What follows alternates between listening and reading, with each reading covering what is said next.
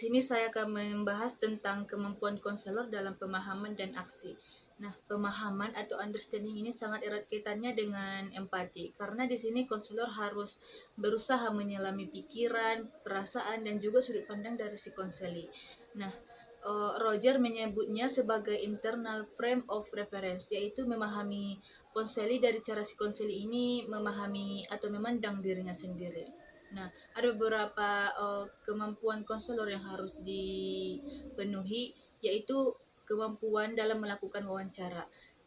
Wawancara konseling adalah proses komunikasi terarah antara konselor dan konseli untuk memahami masalah dan menemukan solusi secara face to face. Tujuannya itu membantu konseli mengerti dirinya, menyesuaikan diri dengan lingkungannya, serta memecahkan masalah. Ada beberapa bentuk-bentuk responsi konselor. Yang pertama itu penggalian. Artinya pernyataan yang membutuhkan jawaban lebih panjang untuk mendapatkan informasi yang lebih jelas. Dan yang kedua itu penekanan, yaitu mengulang kembali kata atau pernyataan dari si konseli agar si konseli ini terdorong menjelaskannya lebih dalam. Dan yang ketiga itu pernyataan tertutup, yaitu meminta informasi yang lebih spesifik, baik digunakan bila si konselor butuh data tertentu. Dan yang terakhir, permintaan klarifikasi. Artinya meminta penjelasan agar informasi dari konseli ini tidak disalahpahami. Nah, setelah mendengar pembahasan yang sebelumnya sudah dibahas oleh saudari Khorunisa mengenai konselor harus mampu melakukan wawancara, di sini saya akan melanjutkan pembahasannya di poin kedua dan poin ketiga. Di mana poin kedua ini ialah konselor harus mampu menjadi pendengar. Nah, selaku konselor, kita harus mampu menjadi pendengar yang baik dan aktif. Karena hal ini tuh sangat penting nih dalam beberapa faktor. Seperti untuk menunjukkan atau menumbuhkan sikap yang penuh dengan kepedulian, kemudian membantu diri konseli untuk memberikan respon yang spontan terhadap konselor, kemudian menimbulkan situasi yang mengajarkan, dan juga untuk memberikan konseli gagasan-gagasan yang baru. Nah, selaku seorang konselor sebagai pendengar yang baik, itu juga harus memiliki berbagai kualitas. Yang pertama, mampu berhubungan dengan orang-orang di kalangan sendiri dan juga berbagi ide-ide. Contohnya lah kita selaku mahasiswa, kita itu harus mampu berhubungan dengan sesama mahasiswa, baik itu yang di tingkat, kakak tingkat, atau senior, kemudian juga dengan para dosen, dan juga lingkungan sekitar kita tinggal, baik itu di lingkungan rumah mau juga di lingkungan kos atau kontrakan.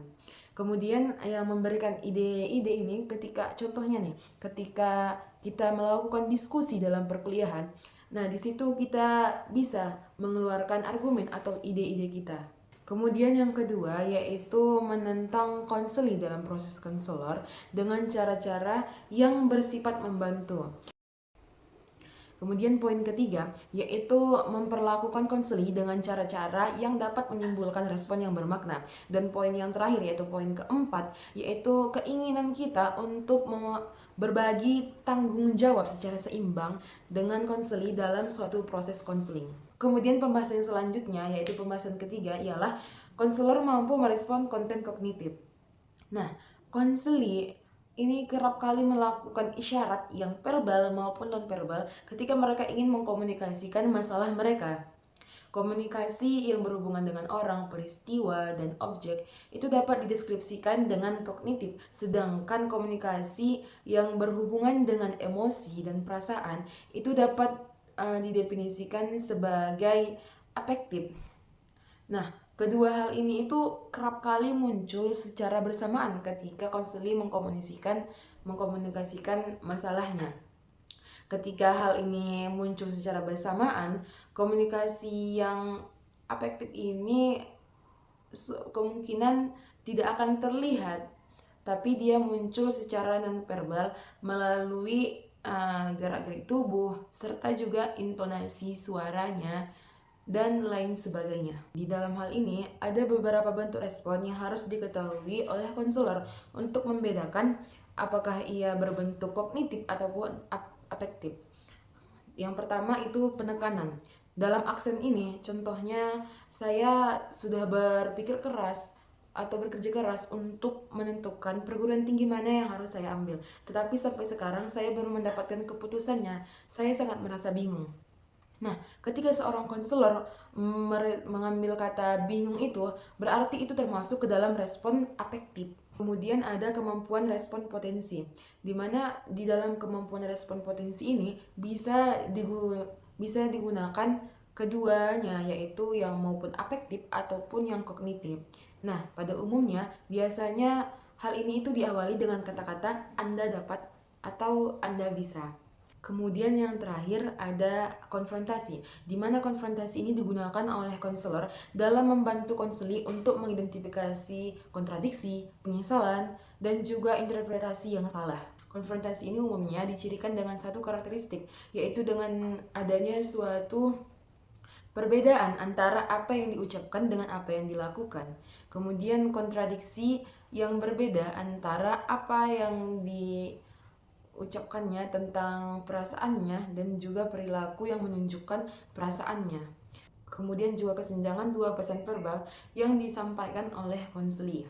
Nah, tujuan konfrontasi ini membantu konseli untuk mencapai kesadaran diri dan mengekspresikan dirinya itu lebih jujur lagi, serta memantapkan peran konselor sebagai model komunikasi langsung dan terbuka agar konseli itu dapat lebih berorientasi kepada tindakannya. Baiklah, saya akan melanjutkan materi tentang kualitas konselor efektif. Untuk menjadi seorang konselor yang efektif, konselor harus memiliki empati yang tinggi. Selain itu juga, konselor yang profesional, konselor hendaknya memiliki 3 hal. Yang pertama, know what. Know what yaitu konselor harus memiliki pengetahuan-pengetahuan tertentu seperti apa itu konseling, filsafat apa yang mendasarinya, serta karakteristik konseling yang mendasari cabang-cabang psikologi yang lain. Yang kedua, show how.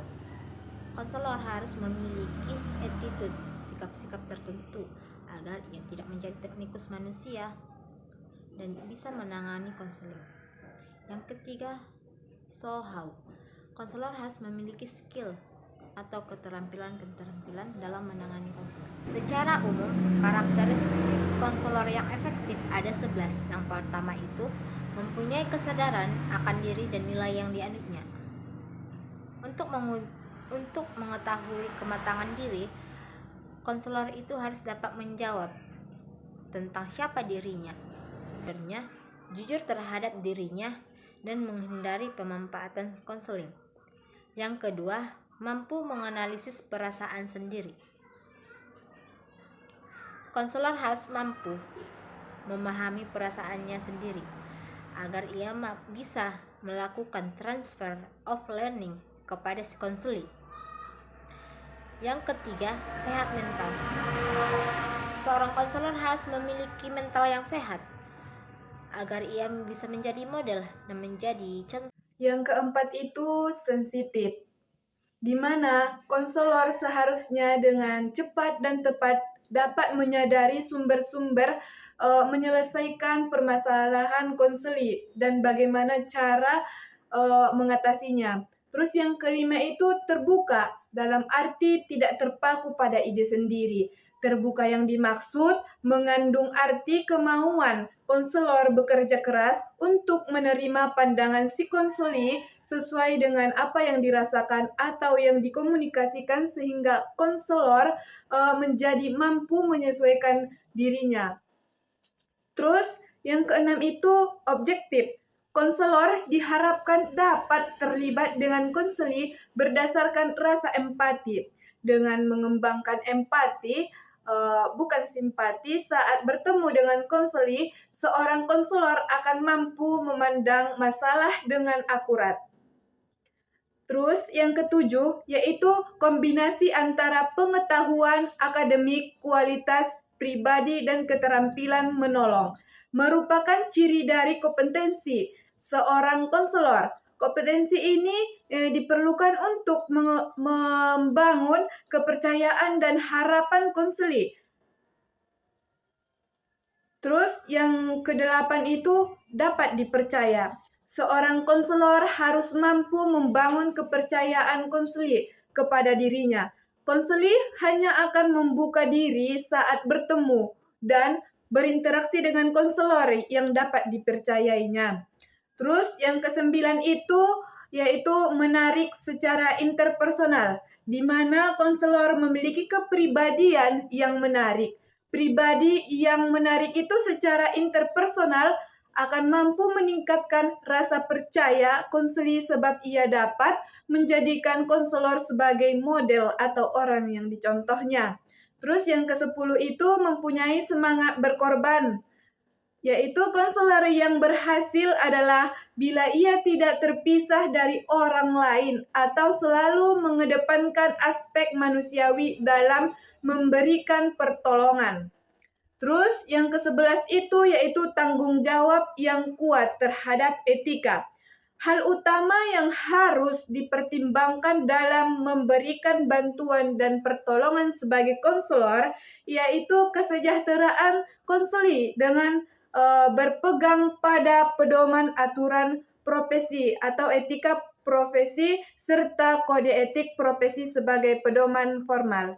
Selanjutnya, masalah-masalah yang dihadapi oleh konselor dalam proses konseling.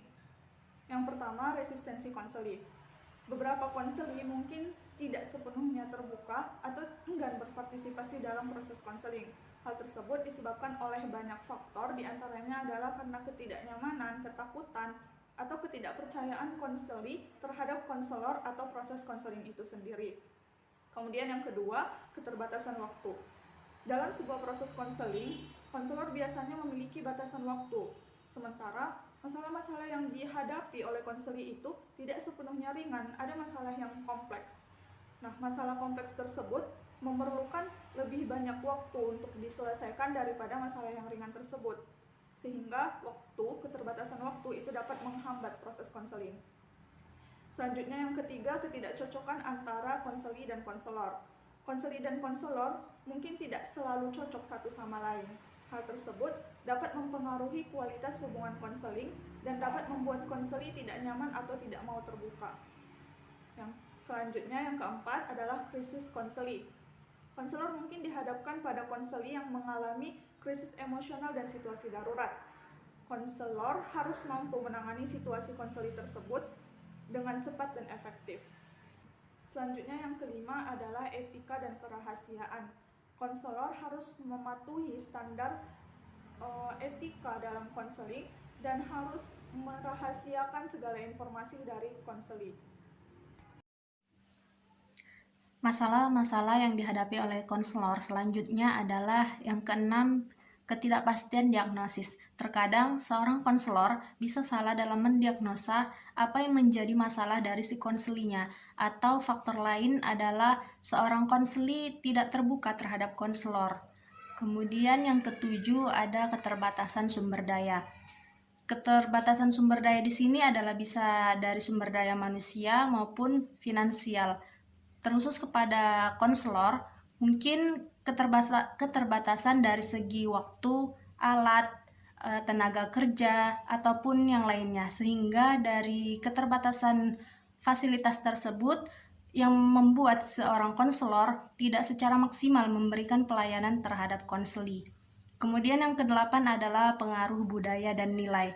Yang pastinya seorang konselor dan konseli memiliki budaya yang berbeda, sehingga seorang konselor harus peka terhadap budaya dari konselinya, tidak memaksakan budaya dari konselor kepada budaya konselinya. Kemudian yang terakhir adalah tantangan teknologi. Semakin berkembangnya zaman, maka teknologi juga harus semakin kita ikuti. Begitu juga dengan seorang konselor, walaupun sekarang sudah ada e-counseling, yaitu konseling dengan via online, tidak langsung bertemu dengan konselornya, tetapi dari e-counseling tersebut juga bisa menjadi tantangan terhadap si konselor, sehingga konselor bisa memastikan ataupun bisa mengambil jalan pintas sebagaimana mestinya. Apakah jika jaraknya jauh dan tidak memungkinkan untuk bertemu, maka e-counseling bisa dipakai dalam proses konseling. Tetapi jika jarak, dan waktunya memadai, maka sebaiknya dilakukan dengan konseling tatap muka.